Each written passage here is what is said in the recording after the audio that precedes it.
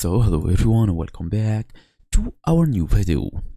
The age filter is making yourself look older or younger are some of FaceApp's most popular features, but sometimes they just don't work. You tap the old or young filter and nothing changes, or the result looks completely wrong. So here's the important context. Age filters are pro features, meaning they require subscription.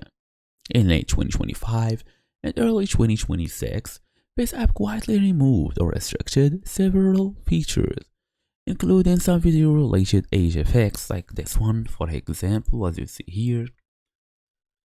So, if you have a Pro and the features aren't working, the issue is usually photo-related or simply a sync problem. So in today's small tutorial, we're gonna go through how to fix age filter not working in FaceApp, fast and easy as usual. Let's get started.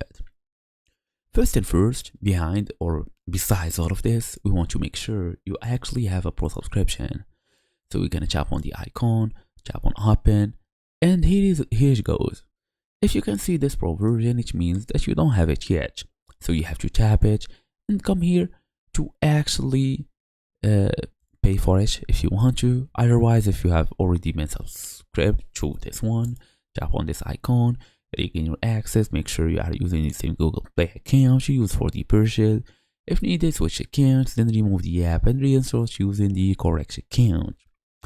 Let's say the Pro subscription is already done, everything is looking fine. You should go and use a high quality well-lit photo. Age filters rely heavily on detection fine facial details like skin texture, wrinkles, bone structure, and all of this. And also make sure you are using a good internet connection. So that's it. Thank you all for watching and I'll see you all in the next video.